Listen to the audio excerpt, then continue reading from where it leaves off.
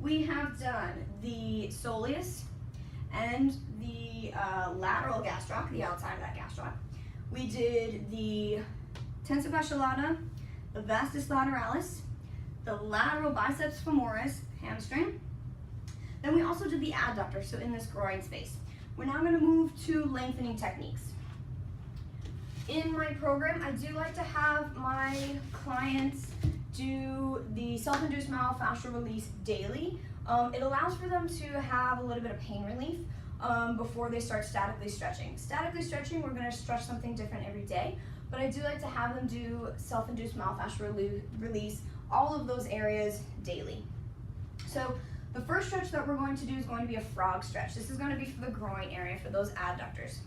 So after they've got a good kind of warm up, a good increase in blood flow with self-induced myofascial release, if they still feel they need to be a little bit more warmed up, we can walk them on the treadmill, we can have them cycle for a little bit, warm up those tissues, get some blood flow in there before we start statically stretching. So I also suggest that maybe we do the strengthening or the activation portion of our exercises first, integration, and then doing the static stretch, so that they also don't really have to get too much of a good warm up. They're going to be strength training and increasing their systemic blood flow that way. But for right now, for time's sake, we are going to do the lengthening to kind of keep everything organized together. So lengthening techniques with frog stretch. We're going to start neutral, hips width apart, excuse me. And we're actually going to externally rotate, so bring almost like a first position. We're going to bring those heels together, and then we're just going to get into a squat position. For some people, this is difficult, and also some modifications. So we are going to squat those knees out. Hands are going to be placed on the floor. For some people, they don't feel much here.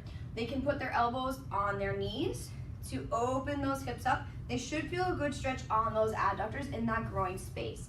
If this is too much for someone, we can drop here and not put any pressure on those knees. That will be enough for someone. If again this is too much or they're having difficulty getting into this position, putting a pad down, having them start in a quadruped position and stretching that one foot out. This is also a modified frog position, one leg at a time. We'll hold for 30 seconds, and this is going to be working on this space here.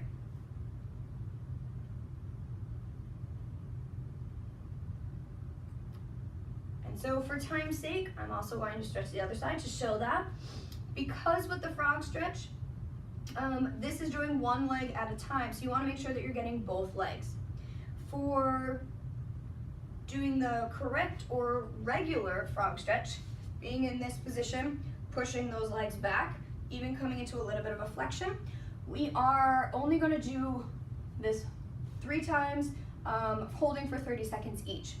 Looking to have that decrease in resistance of stretch, which is going to increase that range of motion. So that is the frog stretch. The next one is going to be a standing hamstring stretch. I like to call this a low hamstring stretch for my clients. A lot of times what happens is we get very overwhelmed with how high can I get my leg, or am I doing it properly? So keeping that leg down low and just changing the biomechanics of the hips to have them feel that good stretch is going to help them more. So lifting up that left leg, again, because I'm only going to be mostly doing the left leg because I've warmed up this left leg with that foam rolling only on left leg. We're going to externally rotate that hip, keeping that chest up tall, not anteriorly tilting too far, not posteriorly tilting their hips too much, keeping chest up tall, thorax neutral. I then actually suggest to do a small anterior tilt. What that's actually going to do is that's going to change the biomechanics and the length of the tendon underneath. Then what we're going to do is we're going to fold forward from the hip, not from the thorax. So folding forward and keeping that foot externally rotated. That is actually going to stretch that biceps femoris. We're going to hold this for 30 seconds, also allowing for that sensitivity to stretch to decrease. As that 30 seconds passes, they may be able to go a little bit further and then a little bit further. But we never want to compromise where that hinge is coming from. We want to make sure it's coming from the hips and not from the thorax. We start flexing from the thorax, this starts relaxing and it doesn't have that nice tension there. So keeping that thorax neutral and even using maybe a core activation here to keep that thorax neutral for people with weak core. But making sure that we're hinging from the hips to get that lateral hamstring there. So we're gonna hold this for 30 seconds and do 3 repetitions. When we come back up, we're gonna come back neutral, bring that foot to neutral, or hip to neutral with a slight internal rotation, and then we're gonna drop that foot. A lot of times people just want to pop right out. We wanna make sure that we are not just coming right out of that stretch incorrectly. It could cause some strain. So the next one that we're gonna do is a straight leg and a bent leg calf stretch. This is focusing on getting that soleus and that calf together without changing things too much. So what we're going to do is I'm going to face this way so you can actually see we're going to have that straight leg stretch. So placing that left foot in the back, keeping that chest up and pushing those hips forward,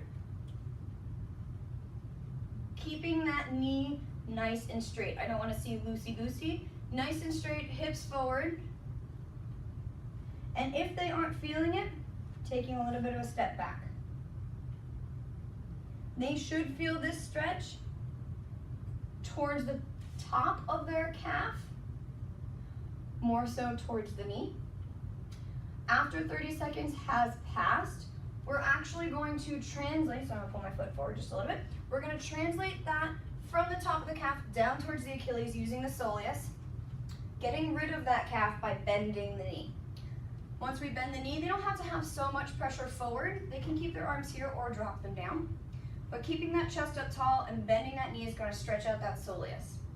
We're going to do both straight and bent knee. That's 1 repetition. We're going to do 3 repetitions holding each of those stretches for 30 seconds since they are working on different tissues. To bring them back into that first stretch, I do like to have them come up, back to neutral, kind of shake it out a little bit, and then go back into that straight knee, hands up top. They can even pick that other foot up or they can leave it down, chest up tall and pushing those hips forward, almost creating a lunge position. Holding for 30 seconds. And then when that 30 seconds is over, slowly coming up, bending. They may need to move that front foot forward or their back foot forward to translate that, their hips back and that pressure more towards that Achilles tendon and soleus.